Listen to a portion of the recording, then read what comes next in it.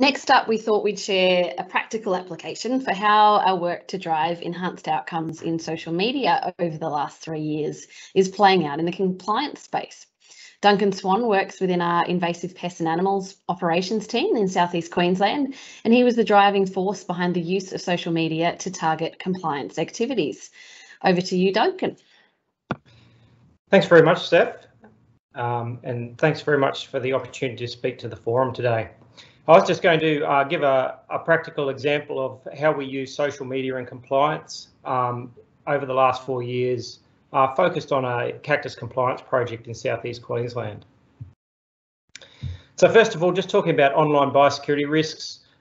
Serious biosecurity risks can be created by social media and online sales platforms in particular, and we heard Kirsten talk very briefly before about the sale of weeds and animals online.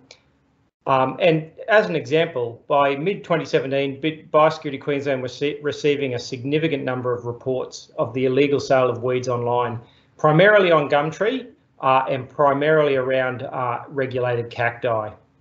And there was a community expectation of a response. So in mid-2017, a compliance project was started to directly address this illegal online sale of cacti. You might ask, why cacti? Well, cacti have a few features that make them really ideal for online sales.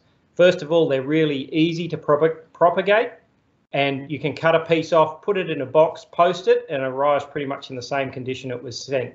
So it really is a good option for people wanting to do online sales. The next thing that we considered was the impact of cacti. So we know cacti have a huge impact on both our agricultural systems and our environmental systems, and you can see the images of that azure kingfisher that's died in that cactus there. And the last thing that we really considered was the cultural memory of the prickly pear invasion. 100 years ago, prickly pear covered 60 million acres of Queensland. It's the worst weed invasion in history ever, and that made the online sales of species that are similar but wouldn't be attacked by existing biocontrol agents a really high priority. So how did we actually do this?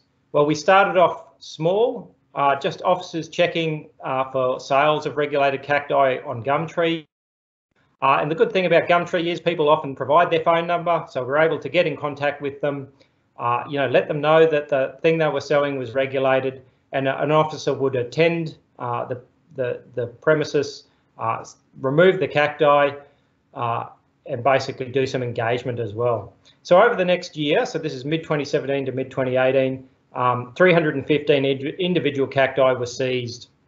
And I make the note that no penalties were applied at this stage. So we are operating here in southeast Queensland. So we're just talking with general people, the general population who have pot plants generally or things in their backyard. So some early outcomes of this work. First of all, the high rate of effort provided a really good understanding of the problem. So we did many hundreds of cases to come up with that 315 cacti, but it gave us an idea of what are the species out there, what's the prevalence of these species. We identified really early on that specific targeted engagement was identified as being required to support our enforcement effort. And we always talk about compliance being a spectrum of awareness and education right through to enforcement. And this really reinforced that we need to be operating across that spectrum. We also identified that some additional enforcement tools were required as well.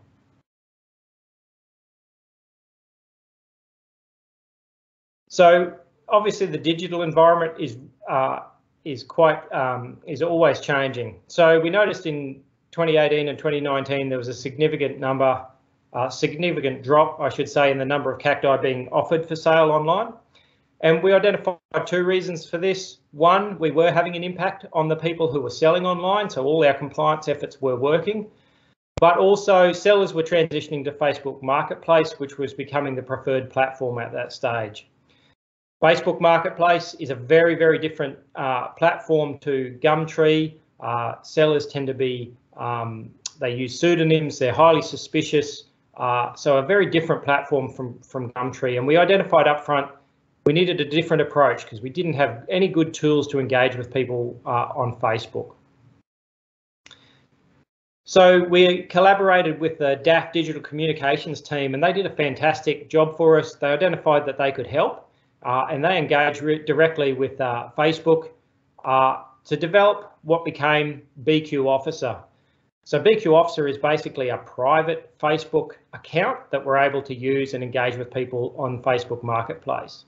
The reason why this is a big deal is because Facebook's conditions of use don't generally allow for organisations to have a profile, a personal profile. But without this profile, we can't message people from our corporate account.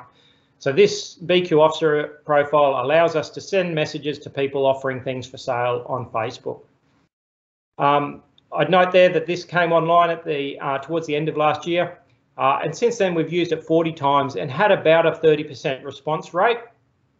And that's resulted in 112 things being seized. So this is all biosecurity matter or regulated biosecurity matter.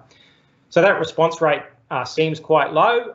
It is, but it's actually, given the environment we're working in, quite good. And those 112 things, each one of them obviously could have created a biosecurity event. So every single one of those things we wouldn't have been able to recover without this profile. So it's been really successful for us and given us a new tool. And it's really pleasing to see that, the BQ Officer account, this was a first for Australia. Through the National Biosecurity Communications and Engagement Network, we've been able to identify the success of this, and lots of other states are now picking this up as a tool as well to really help Australia's whole biosecurity system. So also, Facebook's obviously a great way of messaging a whole range of people, particularly the general public. So we used the Biosecurity Queensland Facebook page to highlight issues around illegal sales. And one of the early issues we ran into was it's actually quite hard to communicate complex biosecurity and enforcement issues in a couple of lines of text in a post. So what we did was we developed story arcs, which is basically a whole series of posts where each post builds on the last one to basically tell a more complex story than would be possible just with a single post. And we've done this a couple of times with our Cactus compliance project, and it's been really successful. And we've had really good engagement through using that technique. Just some notes on using social media, and these really echo what Kirsten's just said. It was identified really early that we need to keep the messaging positive. Biosecurity is a good news story, and we want everybody to sort of get on board with what we're doing.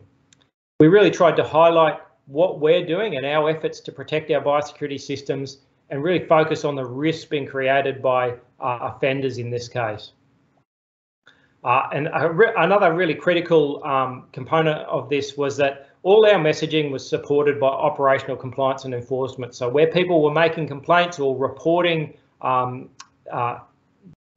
potential offences, we made the effort to make sure we engaged with those people and we followed up all those reports, which was really enabling a really good interaction with the general population. And you can see on the right-hand side there an image of one of our posts from the Cactus, one of the Cactus Week activities. So just to talk to some outcomes. So over the last 4 years, we've seized 2,774 individual regulated cacti under the project, just in Southeast Queensland alone. So, I can't emphasise enough, any one of those cacti could have created a problem as big as the prickly pear problem was 100 years ago. So, it's been a fantastic amount of work by not only biosecurity officers, but also our partners in local government to reduce the biosecurity risk, particularly to our semi-arid rangelands, but the risk being created in the urban centres of Southeast Queensland. We've also now, across Biosecurity Queensland, applied this technique to other areas of biosecurity. So people offering soil and mulch for sale, potentially infested with fire ants, and also using it around the sale of bananas. So we now have the BQ officer profile. We can engage with those people to let them know that there are regulations around doing that. And again, they've had about a 30% response rate, which is really good. So we're getting that message out there. And just finally, some lessons. Operations in the digital environment are complex, but can deliver really good results for us. Engagement and enforcement need to be carefully integrated and applied because neither work in isolation. We have to be able to do both. Social media provides an ideal opportunity to engage with lots of stakeholders, but we need to make sure we take the time to explain why biosecurity is important. And finally, we now have an ongoing engagement with lots more stakeholders. And some of our offenders, so those people who were selling cacti online, they've had a really good engagement with our officers through our compliance, and now they're some of our strongest advocates and really like to report people doing the wrong thing. So that's been really pleasing to see. And that's the end of the show. Thanks very much, Steph.